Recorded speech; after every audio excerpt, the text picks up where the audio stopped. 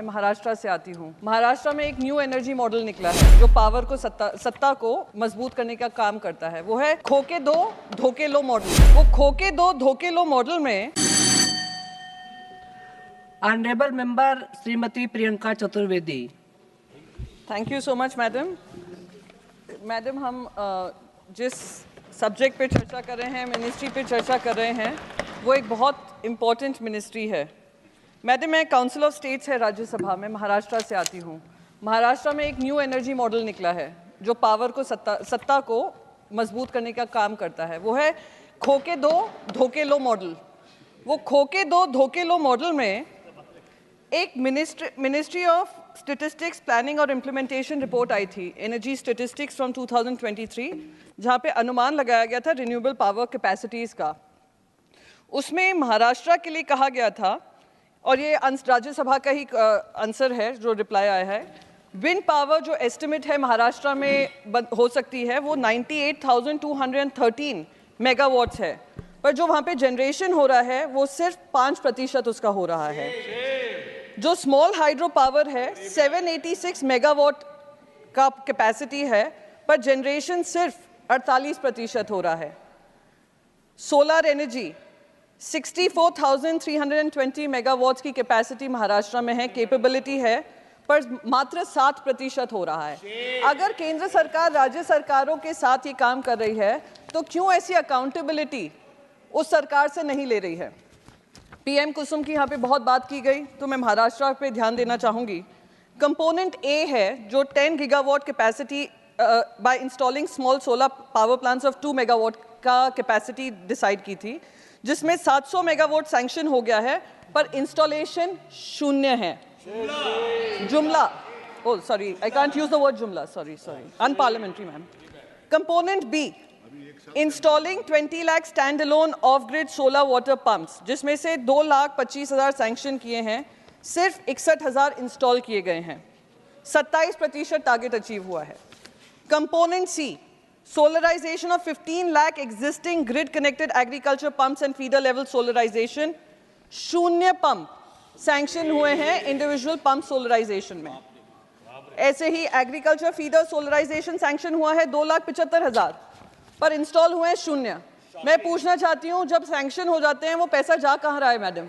महाराष्ट्र के खिलाफ ये काम क्यों हो रहा है मैडम?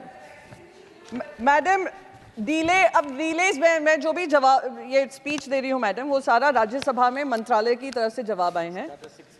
अनस्टार्ट क्वेश्चन राज्यसभा 2021 में कहा गया था कि 3 सोलर पार्क महाराष्ट्र में बन रहे हैं।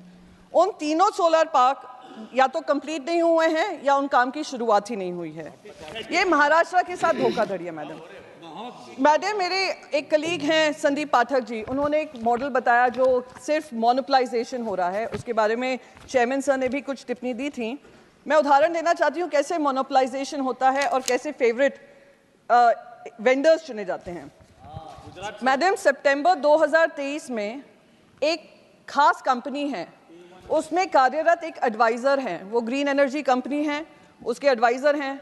उनको अप्रैल 2022 में as a non institutional member for centres expert appraisal committee में उनको जगह दे दी जाती है। एक्सपर्ट अप्रेजल कमेटी क्या काम करती है? वो क्लियरेंस देती है प्रोजेक्ट्स के लिए that require government approval, central government approval. उसमें 6 ऐसे प्रोजेक्ट्स थे जो उस खास जो इंडस्ट्री है और जिसके वो एडवाइज़र हैं उस पर चर्चा हो रही थी। 2 उसमें से आंध्र प्रदेश की हैं और 4 महाराष्ट्र की हैं। और उस मीटिंग में जहाँ पे वो एडवाइज़र शामिल थे और ये एक्सपर्ट एडवाइजरी काउंसिल के मेंबर थे, उन्होंने एक महाराष्ट्र के प्रोजेक्ट को भी अनुमति दी जो उस कंपनी को सहायता कर रहा था। एक और चीज़ मैडम बताना चाहती हूँ, कैसे मदद की जाती है मोनोपलाइजेशन में और फेवरेटिज्म होता है। चाइना के बारे में बात की जाती है कि कैसे हमें डिस्करेज करना है चाइना से इंपोर्ट करना। अब ये जो सोलर पावर कंपनीज हैं वो चाइना के लिए वो कॉमर्स मिनिस्ट्री जाते हैं, कहते हैं कि चाइना से हमें मदद चाहिए, वीज़ा नॉर्म्स ईज करिए। तो वीज़ा नॉर्म्स उनके लिए 30 इंजीनियर्स 8 फॉरेन पार्टनर्स चाइना के हैं, उनके लिए ईज भी कर दिया जाता है। हम आत्मनिर्भरता की बात कर रहे हैं, यहाँ पर वीज़ा भी उनको ईज किया जा रहा है। Government has allowed Chinese nationals in Ma'am, India आपका for production. समय समाप्त। Last 30 seconds. Production-linked incentive schemes to gain the required know-how. हमें चाइना की क्यों जरूरत है, मैडम? और हम ये सोलर पैनल्स की बात हो रही थी कि कितने सोलर पैनल्स इंपोर्ट हुए हैं। 100% जो भी हुआ है उसमें से 57% जो है वो चाइना से इंपोर्ट हो रहा है। तो हम यहाँ पे सिर्फ टिकटॉक बैन करेंगे, हम एप्स बैन करेंगे, पर जो इंपॉर्टेंट चीजें हैं जो इसमें हमें आत्मनिर्भर होना है उसमें हम अभी भी चाइना पे डिपेंडेंट है और ये सरासर देश के साथ धोखा है, मैडम। तो बस इन्हीं शब्दों के साथ मैं अपनी स्पीच को खत्म करूंगी। Thank you so much. मैं उम्मीद करती हूँ कि मंत्री इसका जवाब देंगे। ऑनरेबल मेंबर श्री बाबू भाई जयसंग भाई देसाई।